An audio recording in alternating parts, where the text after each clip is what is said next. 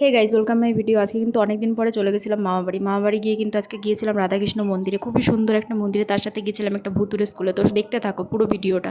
এই যে প্রথমেই কিন্তু চলে গেছিলাম মামাবাড়ি গিয়ে সবার প্রথমে আমার ঢুকতেই যেটা চোখে পড়ে সেটা হচ্ছে এই কাগজ ফুলের গাছের এই জায়গাটা। খুবই সুন্দর লাগে এই জায়গাটা, তাই আমি ভাবছিলাম এখান থেকে কিন্তু আমি অবশ্যই গাছ নিয়ে যাব।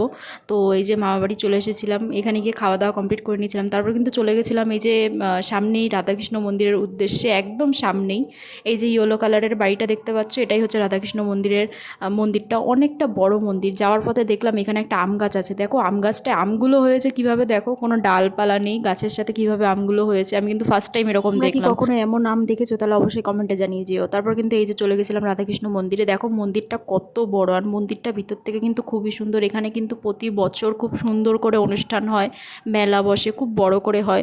তো তোমাদের সাথে পরে যদি আমি সম্ভব হয় ভিডিওটা অবশ্যই শেয়ার করব এখানের অনুষ্ঠানে।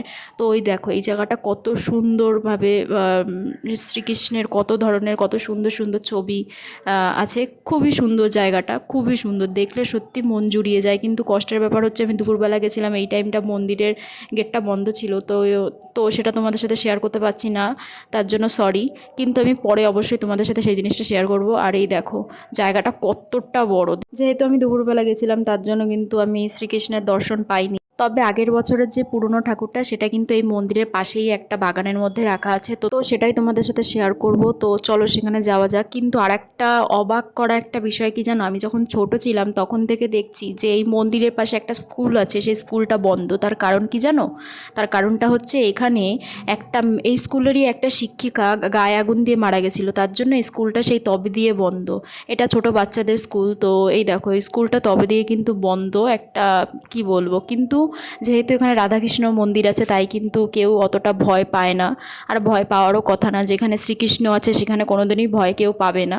তো এই যে তারপর কিন্তু আমি চলে গেছিলাম মামাবাড়ির দিকে, কারণ আমার ভাই এসে বললো যে সবাই ডাকছে, তার জন্য কিন্তু মামাবাড়ির দিকে চলে গেছিলাম। তো তোমাদের তো শ্রীকৃষ্ণের নতুন মূর্তির দর্শন আমি করাতে পারলাম না, কিন্তু পুরনো মূর্তিটা তো তোমরা দেখলে যে কত সুন্দর। তুমিও যদি আমার মতো রাধাকৃষ্ণের ভক্ত হয়ে থাকো তাহলে কিন্তু কমেন্টে অবশ্যই বলে যেও জয় রাধাকৃষ্ণের জয়। তো তারপর কিন্তু আমি ঘরে ঢুকে গেছিলাম, আমার বোন বসেছিল। তারপর এই দেখো এটা হচ্ছে আমার বোন, এ হচ্ছে আমার মাসির মেয়ে।